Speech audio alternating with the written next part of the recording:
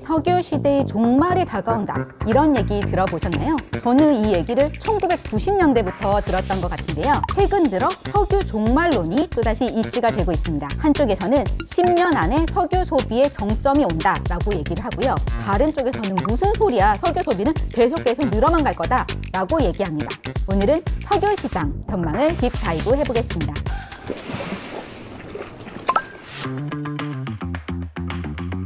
먼저 피크 오일이란 말부터 알아볼게요. 미국 지질학자인 킹 허버트가 1956년에 만든 말인데요. 석유 생산량이 계속 올라가다가 어느 순간 정점을 찍고 그때부터는 내리막이 된다는 거죠. 허버트는 글로벌 석유 생산이 1995년이면 이제 떨어질 거다라고 예측도 했습니다. 그런데 어떻게 됐나요?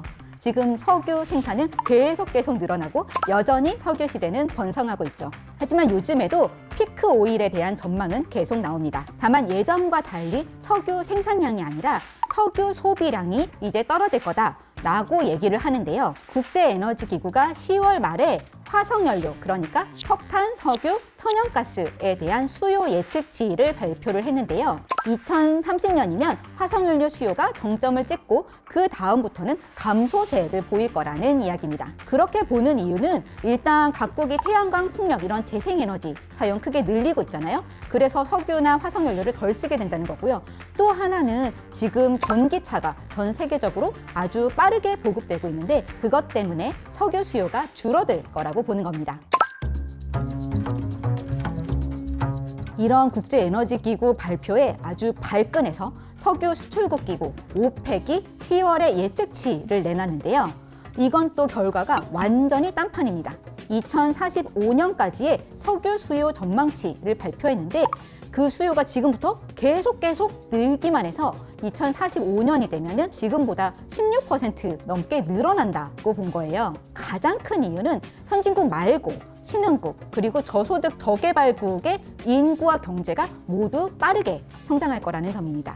예를 들어 인도, 아프리카 이런 지역에서 특히 인구나 경제 성장이 빠를 텐데 이런 지역은 청정에너지보다는 석유에 아무래도 의존할 수밖에 없다라는 주장이고요. 전기차가 늘어나고는 있다고 하지만 대형 트럭 같은 상업용 차량은 전기화가 어려울 거라고 전망합니다. IEA와 오펙 두 석유 관련 기관이 석유 종말론을 두고 한판 붙는 모양새인데요.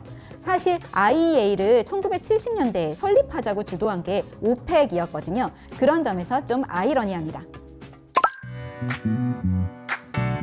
석유 관련 기업들 역시 오펙과 같은 입장이죠. 아니 항공기에 들어가는 그 제트 연료 그거 도대체 뭘로 대체? 그리고 석유화학 제품 그 많은 거 도대체 대안이 있어?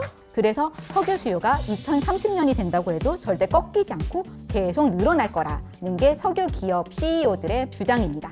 얼마 전에 석유업계가 아주 깜짝 놀랄 만한 초대형 메가 M&A 딜이 발표가 됐는데요. 미국의 석유 공룡 중 하나인 엑손모빌이 셰일가스 시추업체 파이오니어를 595억 달러에 인수를 한다고 발표했고요. 또 경쟁사인 쉐브론 역시 석유 생산업체 헬스를 530억 달러에 인수하기로 했습니다. 이게 1998년에 엑손과 모빌이 합병한 이래로 25년 만에 업계 사상 최대의 딜 1위와 2위라고 하는데요. 그만큼 석유 기업들이 석유나 천연가스에 공격적으로 베팅을 하고 있다는 뜻입니다. 그리고 유럽의 석유 메이저 기업들도 최근 들어서는 다시 석유와 천연가스로 유턴을 진행 중입니다. 영국의 본사를 둔 BP나 쉘, 그리고 프랑스에 본사를 둔 토탈 에너지 같은 그런 석유 기업들 같은 경우에는 사실 2010년대 후반부터 서서히 태양광, 풍력 이런 쪽에 대한 투자를 엄청나게 늘려왔었거든요. 그런데 아시다시피 지난해 러시아가 우크라이나를 침공하면서 천연가스 가격은 막 급등했죠. 그런데 태양광, 풍력 이런 거는 고금리에 고물가에 인건비 뛰고 하니까는 수익성이 형편없게 됐습니다. 그래서 최근에는 다시 이제 우리 돈 좀 벌려면 화석연료 쪽으로 다시 가야겠다 라고 해서 유럽 기업들도 천연가스 생산량을 다시 늘려가는 추세입니다. 그런데 바로 이 부분에서 좀 이상한 부분이 있어요.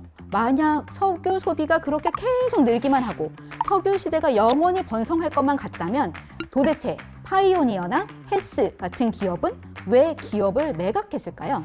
보통 기업 경영권을 매각할 때는 주식시장에서 거래되고 있는 가격보다 좀 더 비싼 값에 팔잖아요. 그런데 파이오니어나 헬스는 이 프리미엄이 9%, 10% 정도밖에 되지 않는다고 해요. 이게 석유 업계에서 M&A를 할 때 과거 25년 평균이 26% 정도였는데 그거에 비해서는 너무 싸게 팔았다는 거죠. 그래서 이걸 어떻게 볼 수 있느냐에 대한 해석이 나오는데요. 이게 석유 시대 앞날을 창창하게 봐서 이런 M&A가 벌어지는 게 아니라 에너지 불확실성 시대에 대비하기 위해서 석유 메이저들이 일단 덩치를 키우고 있다라는 해석이 나옵니다. 석유 시대의 종말이 올지 안 올지 그거에 대해서 아직 확신이 없는 불확실한 시대인데 아무리 석유 수요가 2030년에 정점을 찍고 내려온다고 해도 가장 싸게 석유를 생산할 수 있는 그런 기업 큰 곳 한두 곳은 살아남지 않겠어요? 그러니까 이렇게 불확실할 때는 일단 덩치를 키워야 나중에 살아남을 수 있다라는 전략이라는 거죠. 그런데 반대로 파이오니어나 헬스처럼 좀 덩치가 작은 기업들은 지금 우리 앞날이 어떻게 될지 모르겠는데 지금 사겠다는 데가 있네? 그러면은 일단 팔고 여길 떠나자 라고 판단을 한다는 거죠. 업계에선 앞으로 이런 석유 기업 간 M&A가 더 활발해질 거라고 봅니다. 벌써부터 다음 M&A 대상은 어디일까에 대해 여러 가지 추측이 나오는 상황입니다. 즐겁게 보셨다면 구독, 좋아요 부탁드립니다. 지금까지 딥다이브의 한예란이었습니다.